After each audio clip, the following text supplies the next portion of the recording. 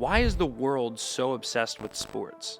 Sports is like the most measurable thing ever. To be a successful team, everyone has to be able to make sacrifices for everyone. The Eagles' number one priority was to win. What's more important, padding your individual statistics or winning the ultimate championship, right? To be a successful team, everyone has to be able to make sacrifices. Surround yourself with people who have already been successful in that thing.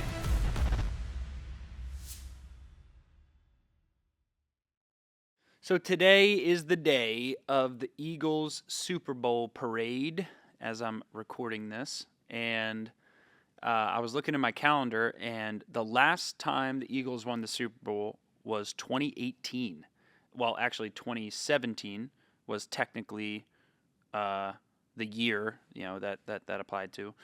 February 8th was the last parade. February 8th, 2018. Now, at that point in time, back in February 8th, 2018, because I'm a maniac with my calendar, I looked at what I did that day. And, at 4:45 a.m., it says I woke up. 7:45 a.m., 4:45 a.m., I woke up, worked out, meditated, wrote my goals. That's my morning success ritual. 7:45 a.m., I did my laundry. I don't know why. 8:30 a.m., I thought, because I was with Emily at that time, so maybe we were each doing our own laundry separately. I don't know. 8:30 a.m. is when I started work. I strategized for the day, created my schedule for the day. I started doing client work at 9 a.m. I did client work from 9 a.m. till basically 12:30. And then I went to the Eagles parade from 12:45 to 3 p.m. And literally the apartment that I lived in when I was in Philadelphia, this is 2018. So at this point in time, I probably only had like maybe 5 clients. This is the second month of 2018, which is basically 2 months after I signed my first client in SMB team. So I probably had like 5 to 8 clients or something, right?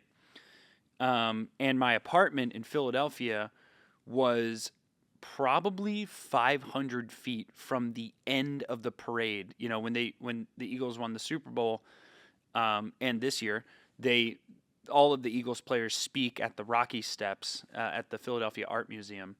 And literally my apartment complex, which is called Parktown Place at the time, this is where I started SMB team, in the basement of Parktown Place. I had 0 employees at the time, and I remember walking out and I watched, Nick Foles, Jason Kelsey, speak on their winning of the Super Bowl. So it's bringing back memories because the Philadelphia Eagles are going to be having their second Super Bowl parade today. And Philadelphia is a freaking madhouse right now. What's really interesting is I want to draw some connections. I've never really done a dedicated section on this, on the parallels of sports to business, and why I think so many people in business are so interested and obsessed with sports. Yes, the Eagles won the Super Bowl and all that stuff.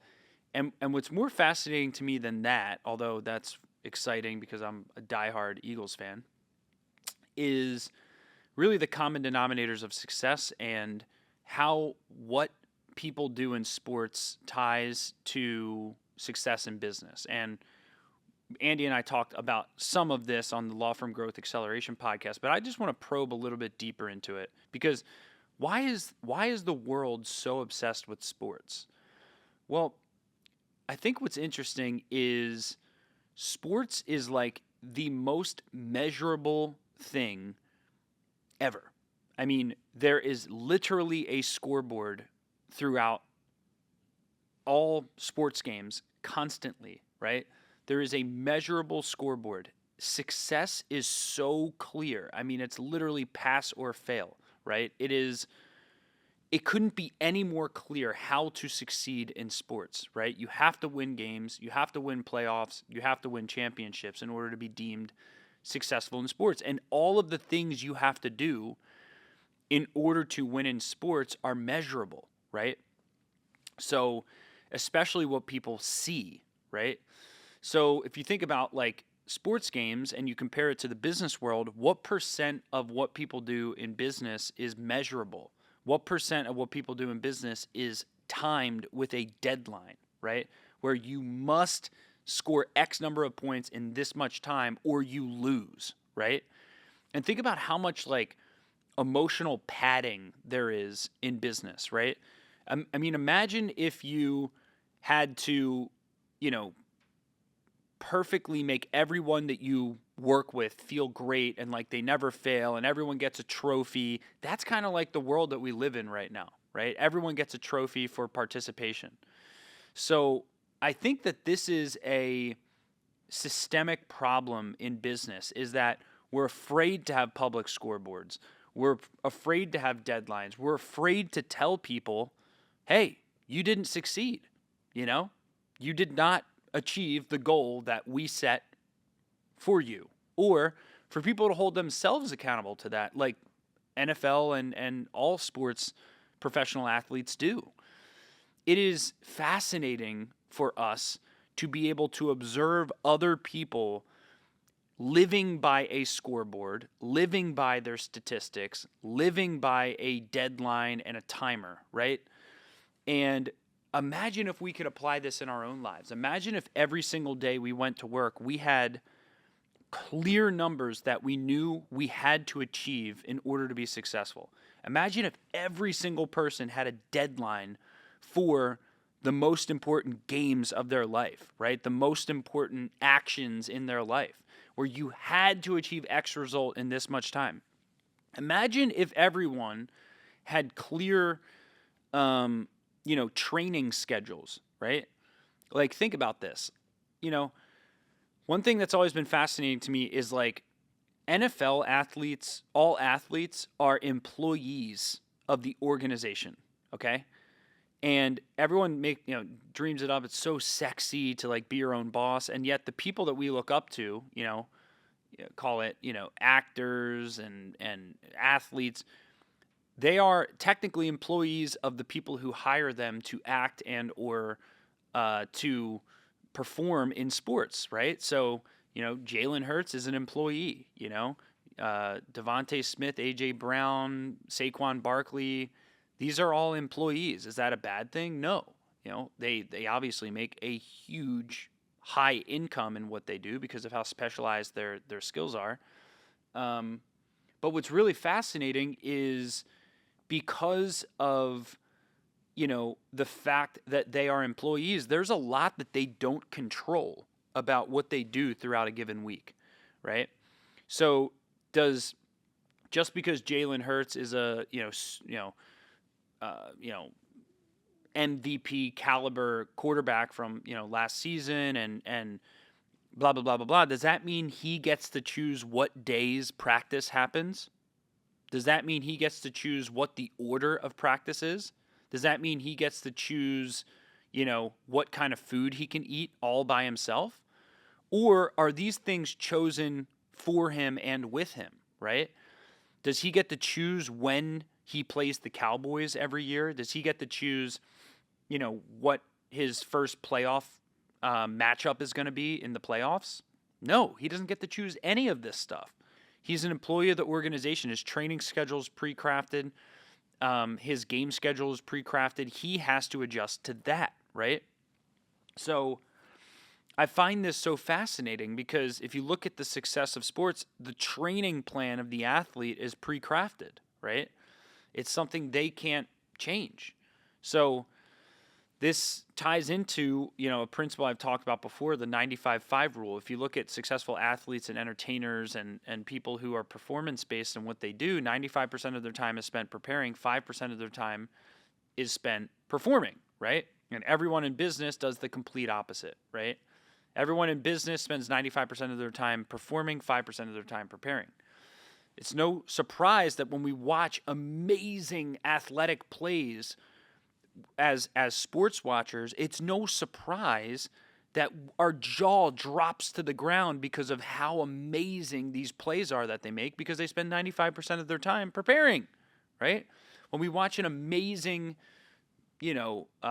concert, we're only seeing the 5% of the time that person is performing, right? When we watch an actor, perform in a movie, we're not, the first time they ran through that script is not, when they filmed the movie. They ran through that script 9,500 times for them to run through it 100 times during the actual movie, right? So all of the best performances that we are wowed by, we respect, are typically preceded by massive levels of preparation. And in sports, the awesome thing about that preparation is it's scheduled, right? The training plan, the OTAs, what they do in the off season, how they work out, when they do practice drills, what practice drills they do, in what proportion, how frequently, all of that is pre-crafted.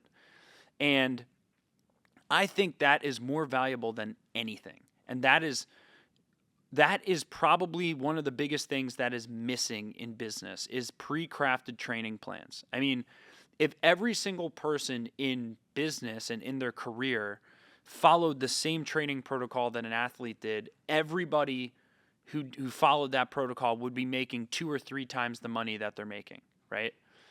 And we also need this a little bit to save ourselves from ourselves, right? Because the human tendency is to take the path of least resistance, right? So, we don't want to, if I told you in order to make $1 million a year, you had to read 2 books a week for the next year, most people go, I got to find time for that. I got to, can't I just figure it out on my own, right? But if instead I give you a clear plan and schedule on how you're going to read those books and integrate the books into your schedule, right? Through the mix of audiobooks, ebooks, and actual reading, so that you can consume this information every week. If I give you a prescription, a lesson plan, are you going to be more likely to follow through with that? Yes. So the first principle I want to take away is what is your personal development lesson plan, right? If you want to make more money than you've ever made before, what is your personal development lesson plan to do that? How frequently are you going to train, read, learn in order to deserve to increase your income, right? When are you going to do it? How are you going to do it? If you want to get into the best shape of your life, what is your training plan for that? Both physical and mental training. When are you going to do it? How are you going to do it? We all need training plans in our life to then get results on the outside. Everyone says, you get praised in public for what you do in private, right? When you look at teams win the Super Bowl, you are seeing them get praised in public for things that were done in private, right? Things that were done in private, including the recruiting of the sports team, right? The training that's all happened behind the scenes, right? The orchestration and practice that's happened behind the scenes, the nutrition that's happened behind the scenes, yet you get praised in public for what you do in private, right? So a couple other principles, if we look at, why the Eagles won the Super Bowl, why any team wins the Super Bowl, it's never one thing, right? It's never an individual thing. That's why, success is the ultimate team sport. I always say, if you want to approach success in any area of your life, you are so much better off to approach it as a team sport than an individual sport, right? So this is a mindset shift that I think in any area of life or business can benefit anyone, right? So if I take an individual sport mindset, I'm going to think it's me versus the world, right?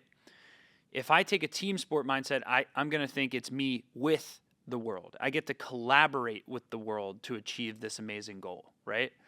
With the world is going to cause you way less stress than against the world, which a lot of these, a lot of people who have this chip on their shoulder around, success and what success means, they feel like I got to prove you wrong and blah, blah, blah, blah, blah, right? I actually think it's way more likely that you're going to succeed if you're more collaborative in your success, right? So individual sport, you look at swimming, you look at running, you look at marathon runners, you look at cyclists, right? Motocross, which is something I do passionately. You look at all these sports, and you can trick yourself into thinking that some of these sports are individual sports, okay? But let me ask you this. If you've ever seen a NASCAR driver, what do they have to do midway through the race, right? They have to go and take a pit stop, right?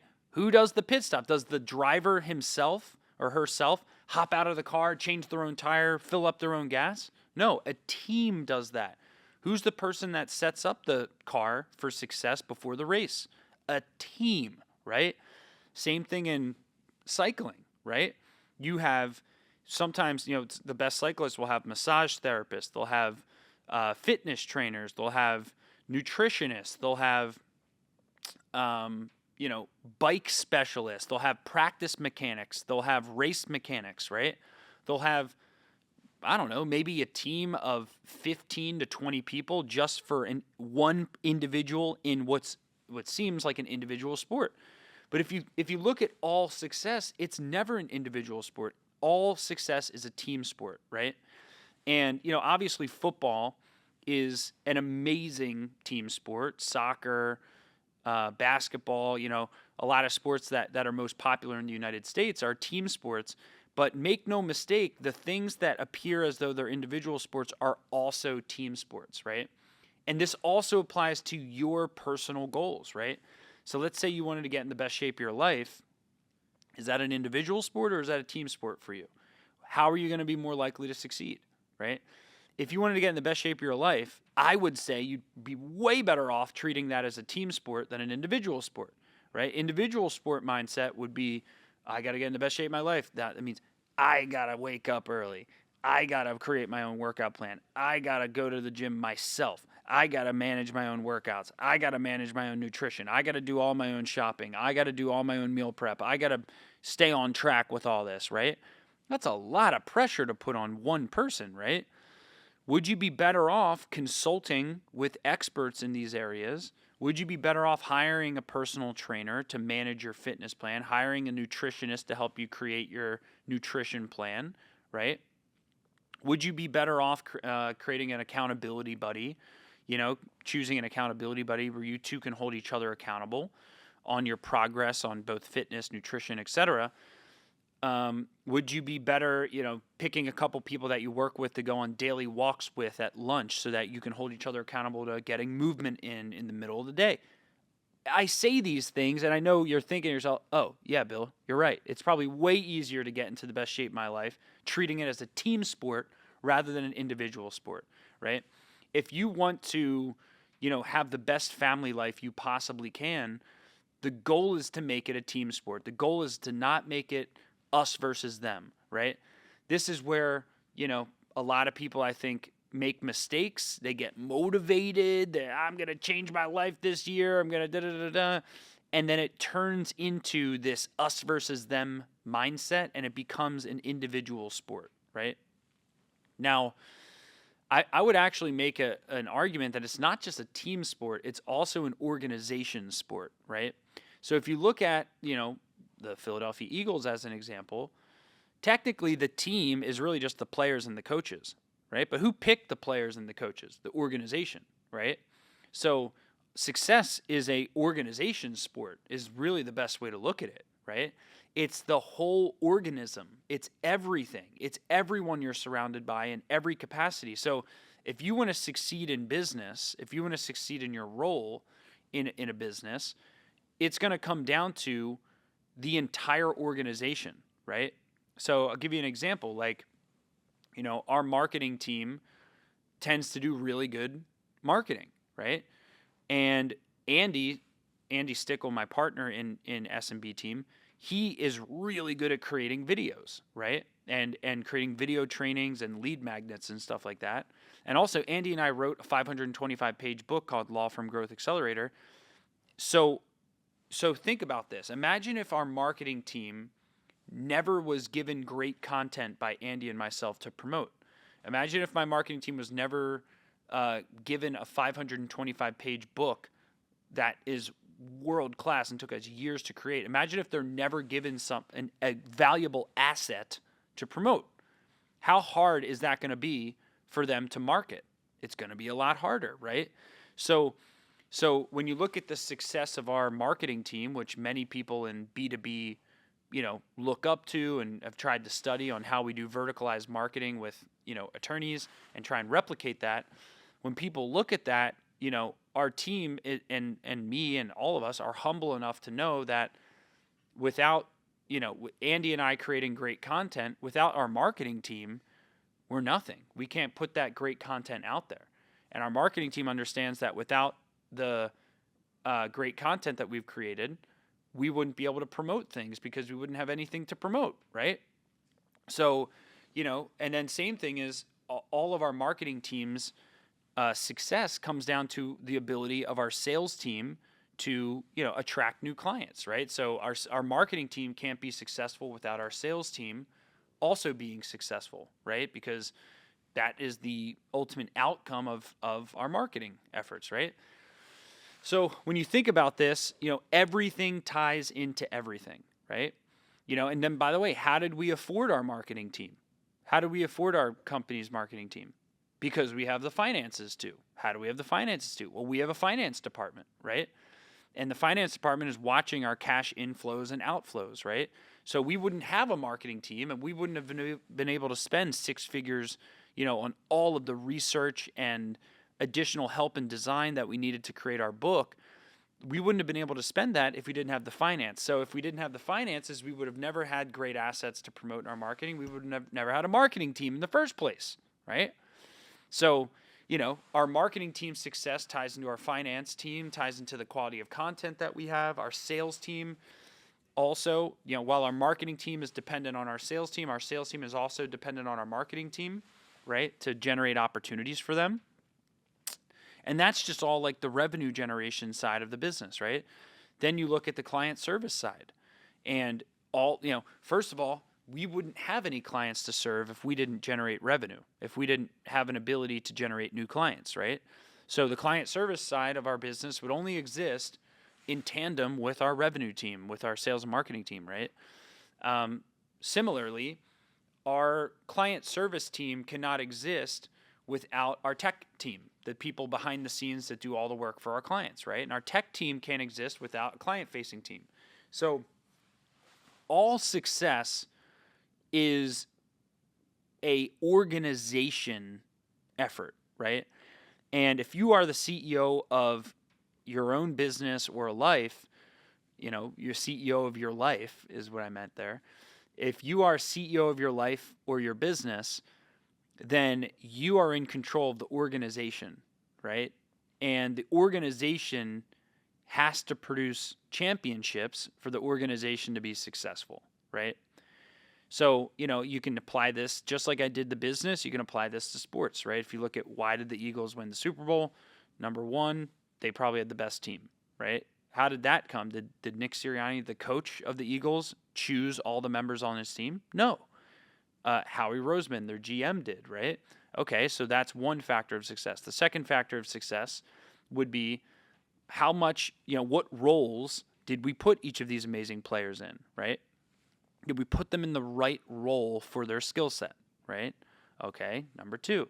Number three, what training plan did these players have to go through to be at their best while they played, right? That comes down to coaching, right? Number three, how did they manage adversity, right? That comes down to coaching, right? Then it comes down to execution. Once the game plan is solidified, right? Then it comes down to, did our practice result in clear, disciplined execution during the actual game, right? And the team that has the better players, has the better plan, has everyone in the right role, has everyone on the same page. This is another key thing. It's very clear that, the Eagles' number one priority was to win, right? And they would sacrifice any statistic, right? This is why Jalen Hurts, Nick Sirianni got so criticized this year, because their statistics, Jalen specifically statistics, they didn't look like, oh, wow, he's like a Lamar Jackson or a Josh Allen. He's throwing all over the place and doing all these magical plays. Well, he didn't have to do magical plays because they chose to be a run-first offense, right? And that's not sexy and that's not appealing. And Jalen didn't win MVP of the year, right, because of that, but they won the Super Bowl, right? So what's more important, padding your individual statistics or winning the ultimate championship, right? So this same thing applies in business. To be a successful team, everyone has to be able to make sacrifices for everyone, right? Nothing's ever going to be 100% what one person wants. If it is, that's a selfish organization, right? If everyone's out to pad their own statistics and look good for themselves, that's a recipe for a toxic culture. That's a culture where everyone's trying to one up one another and everyone is not focused on the main objective, right? So, if you look at the Eagles team, every single member of that team was 100% willing to sacrifice their own statistics for the greater good of the team, right? That humility, if you look at success in business, sometimes you got to take one for the team. That's where that saying came from. Take one for the team, right? What that means is, stop being so focused on your individual performance and start being so focused on the team's performance. I know for me, this is probably one of the biggest difficult shifts I went through in business. When I was doing sales at yellowpages.com, I treated sales as an individual sport. And that was a mistake on my part. I should have treated it as a team sport, but I treated it as an individual sport. Me versus them. I'm going to beat everyone. I'm going to collaborate as little as I can. And once I started achieving some success, I realized how uncomfortable that made me feel. And when I started SMB team, I carried that individualistic infection with me. And I was so focused on my own productivity that I lost track of the team productivity. And, great example of this was, when I was, in my first year of SMB team, I was doing all the sales myself. I was managing, basically every campaign strategy for every client that we generated. But what I realized is I was slowing everyone down because of that, right? And I felt super smart and super needed and super important because I had to be the person with all the answers on how we signed up clients and all the answers on how we served clients.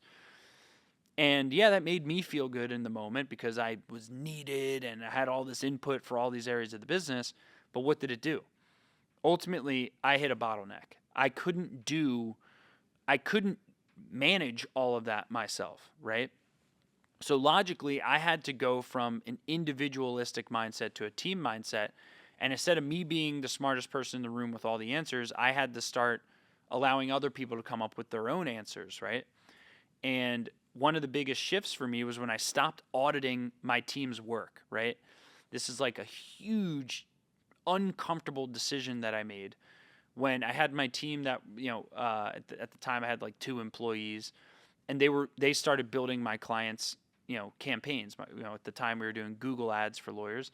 They started building my clients' campaigns, and one day I kept, I would audit everything they did. If they built a landing page for my client, if they built a Google ads campaign, I would audit every microscopic piece of everything they did, right, before it went out to the client. And one day I realized, holy crap, I am slowing my team down so much. And I communicated to my team later that day that, hey, I'm no longer auditing your work. It's your responsibility to audit your own work, right? And what's fascinating is secretly behind the scenes, I kept auditing, but I didn't speak out. And after I communicated that they were on their own now, the number of mistakes that they made when they built new campaigns vanished because they knew they were fully responsible, right? And this is another huge principle, is delegating authority, not tasks, right? When you are in charge of something, you have authority. When you are given a task to complete by a specific deadline, you have been delegated a task, not authority, right? So authority delegation is, hey, you're in charge of X, figure it out. Task delegation is, this little thing needs to get done by this day, go do it, right? Great leaders they delegate authority, not tasks, right? I mean, think about it. How could you delegate every single individual task like if you were, you know, CEO of the largest company in the world, which I think is Walmart, or maybe Amazon past Walmart in terms of market cap and revenue. If you are CEO of the biggest company in the world and you have hundreds and hundreds and hundreds and hundreds of thousands of people, how many tasks does each member of your team do on average per day, right? Well, let's do the math real quick. Let's say the average person per day does 20 tasks, right? 20 start to finish tasks. All right. So if you have 200,000 employees, 20 times 200,000 means you would have to be in charge of 4 million tasks per day, right? So it's impossible, right? If you want to have a big impact, then you can't micromanage, right? You can micromanage strategy, but you can't micromanage execution if you want to have a big impact. If you want to have a small impact and keep it small and have just a couple members of your team and, then you could micromanage strategy and execution, right? But you got to choose one, right?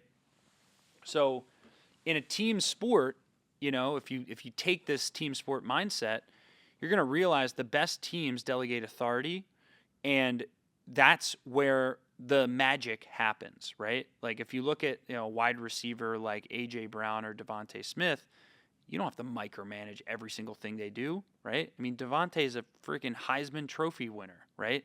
Like he is so unbelievably talented. I mean, in one year he was basically the MVP of the entire all college athletes, right?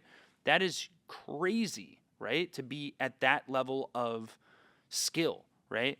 You can't manage someone who is that skilled, to a specific task level management, right? So the reason I share this is because oftentimes we don't put enough trust in those around us. We don't put enough trust in our teams. We don't put enough trust in our members of our family to improve in certain areas. And when we don't put trust in the people we work with and spend a lot of time with, it creates a emotion of criticism and skepticism, right? And you get what you focus on, right? If you are constantly skeptical, that's what you're going to get, right? You're going to prove yourself right. If you're constantly distrustful of people, if you're constantly thinking they're out to get you. I had someone I grew up with, who I won't name, every time we'd go out to dinner, literally every time, if something didn't go to plan, this person every single time would say, "Ugh, world's out to get me. Look, this again. I ordered a filet and they gave me, they didn't cook it to this, and I said no onions and they put onions. Man, world's out to get me. It's always me." And if you think back in your life, I'm sure you can remember someone like that, right? Constantly having a mindset that, was something you didn't necessarily want to be around. Now as you grow up and you get older, you're able to see these things. But in the moment, I thought that was normal until I started gaining my own viewpoint, my own sea legs around my beliefs. And I started realizing, no, this is not normal. This is not something I want to be around. And I started choosing to myself at that point, like, I'm just going to choose to have a positive lens, right? And this is probably one of the top 5 things I've been criticized of by people is, first, my energy levels, which can come off as abrasive. But second is like this boundless positivity, right? Is like, is one thing I get when we do events is like, is Bill always like this, right? And it's almost like people think that it's like a show or it's like just I don't know, some temporary thing. No, this is who I actually am, right? This is how I've hardwired my brain to operate. So I think that so much of success in business and in life can be found in sports. Applying deadlines to yourself, applying a public scoreboard to yourself, not being afraid to fail and to say that you failed and to say, hey, this was the number, this is what I wanted to reach. I didn't reach it. You can't almost win the Super Bowl. It's impossible. You either lose or you win the Super Bowl, right? And We have to stop patting ourselves and creating these security blankets where failure can't ever be talked about, because failure is what you learn from, right? And, it's without failure, we are not able to have a baseline through which we improve, right? If I didn't run out of money in my company, I would have never created the financial plans and processes that I currently have in my company, right? If I didn't lose clients in my company, I would have never learned how to keep clients in my company by avoiding the things that lose clients. If I didn't, have problems with my anxiety when I was, growing up, I would have never learned meditation. If I didn't have arthritis when I was, young because of my history with extreme sports, I would have never learned stretching and all my fitness routines. I would have never, learned, how to, work with chiropractors and different, alternative health providers, stem cell therapy, all these amazing things I've been open up to that have changed my life in so many ways. I would have never had to experience these things had I not experienced pain, right?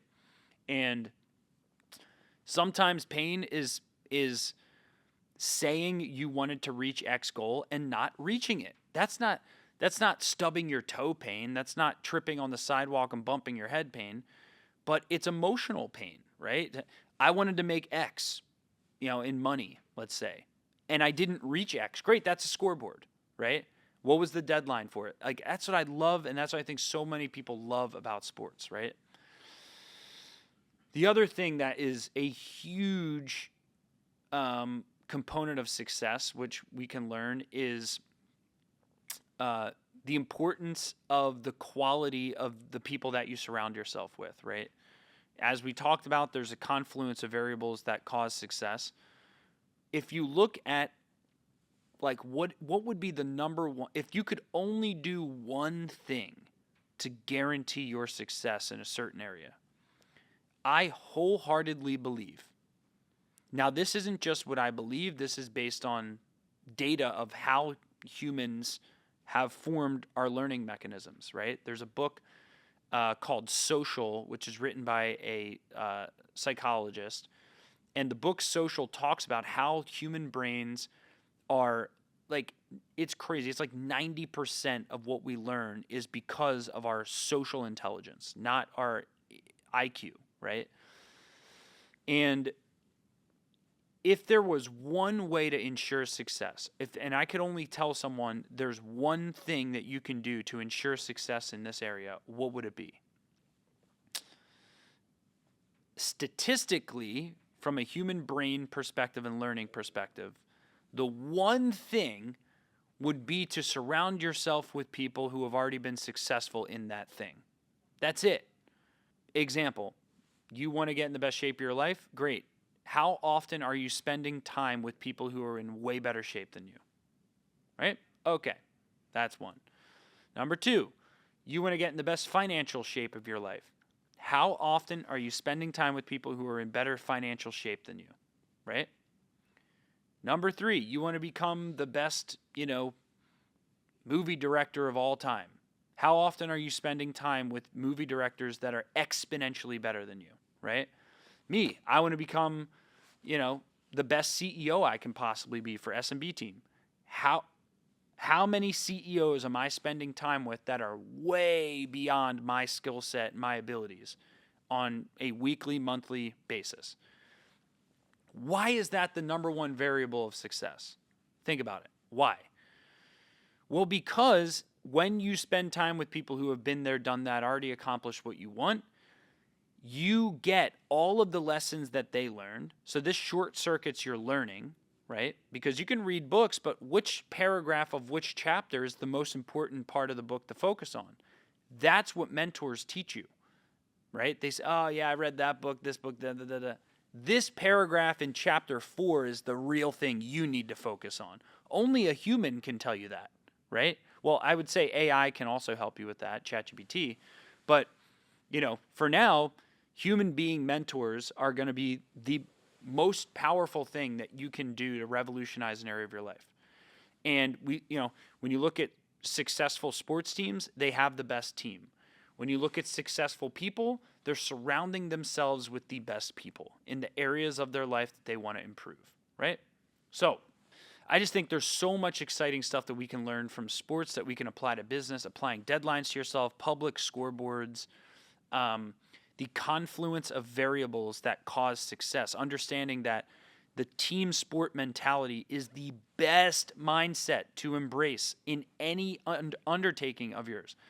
Never make the mistake of thinking anything is an individual sport. It's always a team sport. And then last but not least, understanding that it is incumbent on you.